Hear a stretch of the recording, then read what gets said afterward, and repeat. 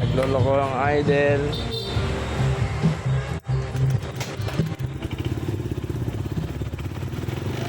Maangat po siya. Mataas ang minor. Malabo yan, hindi po nakano yan.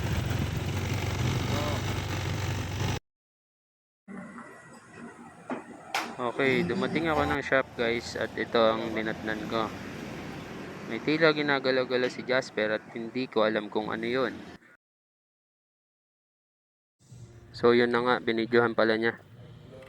Nagloloko ang idol.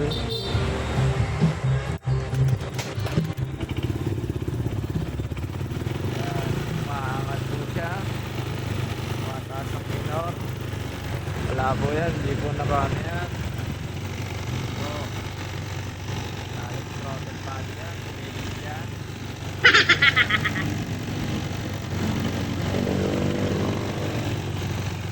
Yan. Lagyan na rin natin ng kulang. Hindi natin magneto.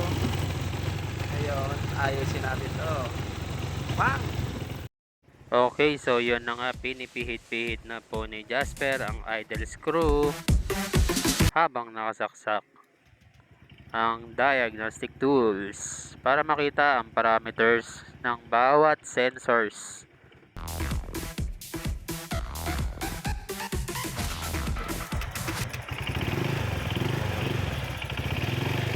Lolo ko yung idle guys.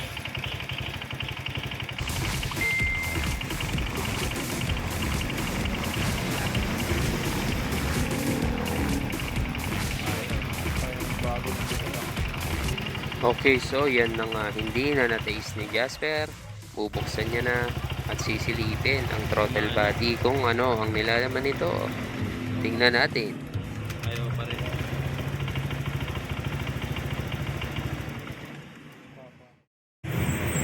Idle screw binili mo po.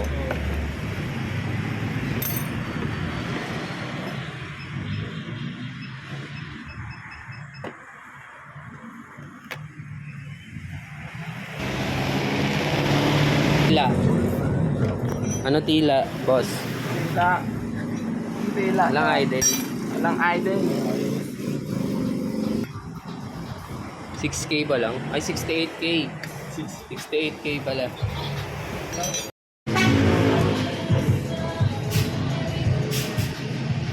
Dito ang dami. Alright, at ayan ang sinusubukan ng buksan ni Jasper. Niluluwagan ng mga bolts. Titignan ng loob ng throttle body. Alright, sa ilang sandali lamang, makikita na natin ang loob ng throttle body. Oh, nakikita nyo? Dito kayo tumingin. Para, ayun o, laki o. Op, ano itong nakita namin na parang tila naka-open na agad ang kanyang TPS. I-check naman natin sa bandang throttle body at intake area, pati na rin ang manifold nito.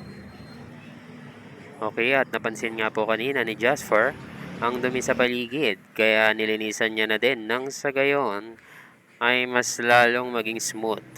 Pagsalpak niya mamaya, babalik.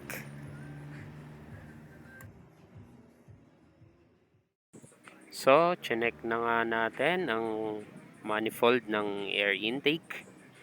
At dito mapapansin natin na medyo basa siya ng putik o gasolina ata ito. Basta medyo marumi siya guys, so lilinisin muna natin yan, okay?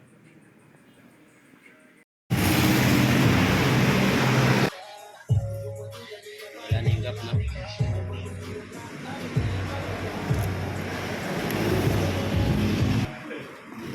Bukas muna, bukas. Nalunod eh. Nalunod siya guys. Nalunod sa akin yung pagmamakot.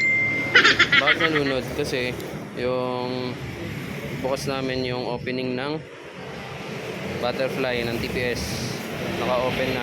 Naka-open na kaya mataas kagad ang RPM at malaki kagad ang ibinubuga na gas. Talang hirap ah. Hindi tayong liwanag eh. So Ayos na pero yan guys.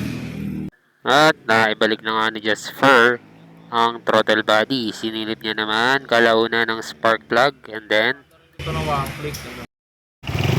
using diagnostic tool ay ginamitan natin at ipinasok sa AFR at tinignan ng reading nito. At kung mapapansin nyo guys, ayan, sobrang taas ng value ng kanyang AFR.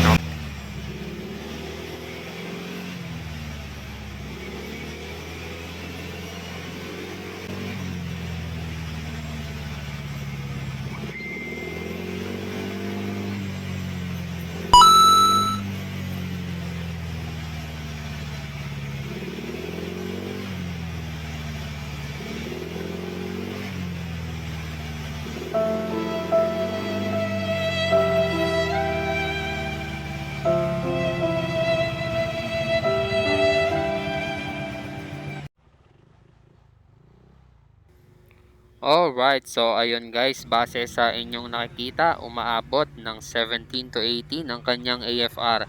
Ibig sabihin ay lean ang mixture ng AFR sa kadahilanang ang stock map ng kanyang ECU ay nakabase pa lamang sa stock pipe. Imagine 6 months na pong naka-install sa click ni Pops ang exhaust pipe niya.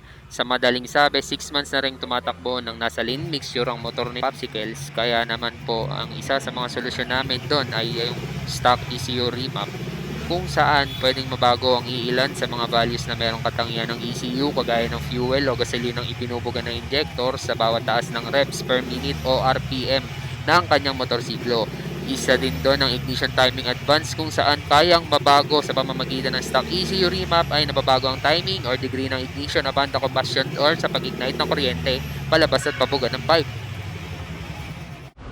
So, ayan na nga pinibiga-biga habang nakanguso pa nga si Jasper. At tila ba hindi na mapakali kung ano ang aming gagawin. Kaya naman isa na lang ang aming tanging solusyon. Kung hindi sa injector ay stock ECU remapping ang aming gagawin.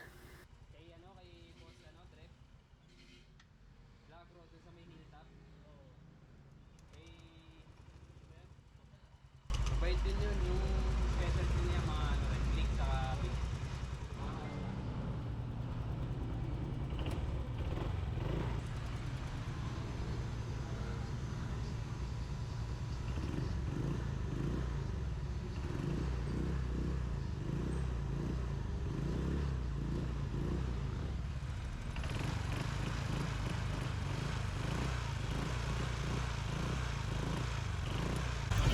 At siya nga pala mga paps, isa sa mga sanyalis nito habang pumipiga-piga kayo sa kalsada ay feeling ninyo na malata manakbo yung motor ninyo o hindi makabuelo ng maayos at tila walang power kasi nga ito ay running lean. And while running lean mga paps, mas mabilis tumaas ang engine temperature na maging sanhi ng pagkasira ng ilan sa mga inner parts or yung engine parts. No, tapos hirap din siyang umarangkada pati sa pag-overtake dahil nga kasi running lean yung motor ninyo. Alright, mabagal ang response ng throttle kasi nga lean mixture. And isa sa mga solusyon namin is yung stock ECU remap, dahil kung i-reset mo lang or yung ECM reset na ginagawa nila sa diagnostic tools, mabubura yung data na nakastore dun sa ECU at magbaback to zero ang reading.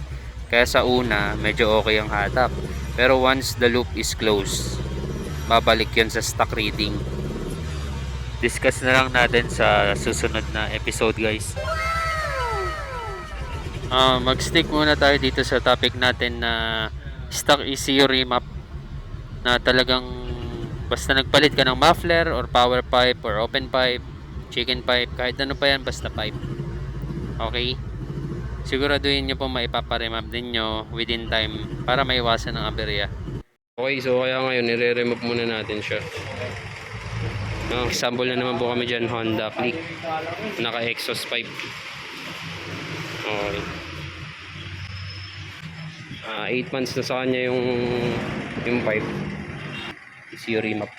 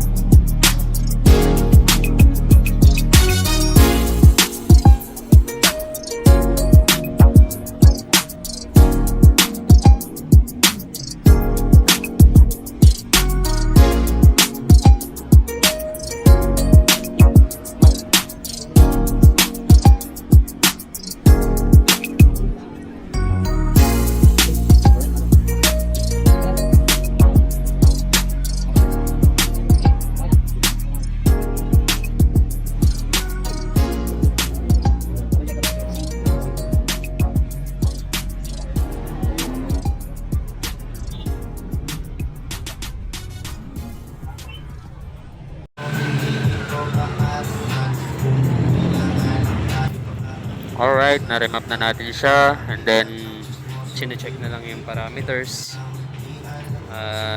Tapos, road test na. Check natin kung mayroong problema pa. Alright.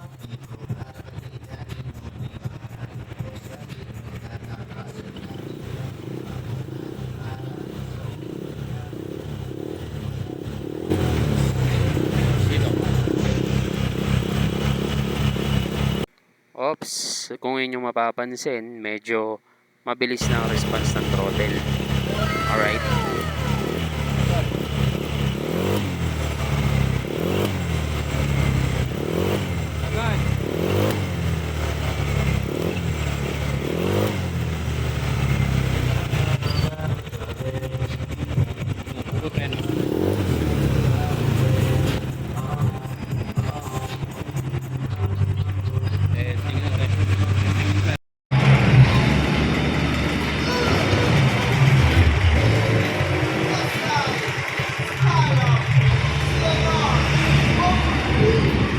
Alright, binabalik na yung upuan. Then, di-disconnect na natin siya sa connection para ma-test drive na ni Jasfa.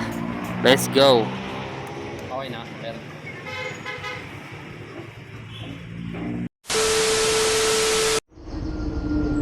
Naka-play na yan. Naka-play na yan.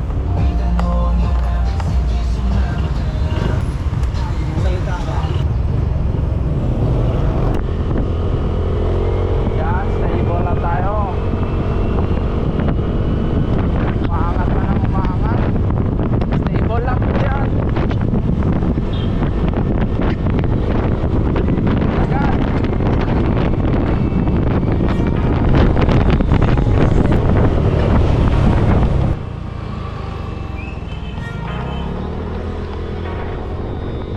Stable lang.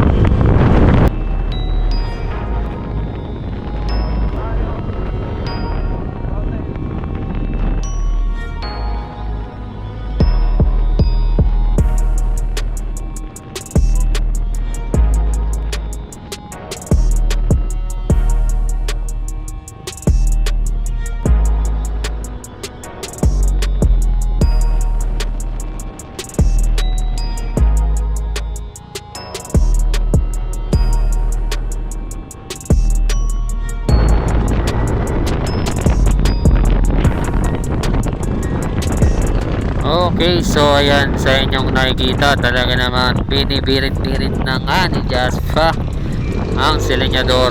Overtake pa, pumipiga-piga ng todo at tila pa parang okay na. At masigla na ulit ang motorsiklo ni Paps. Kaya, dali na natin pabalik.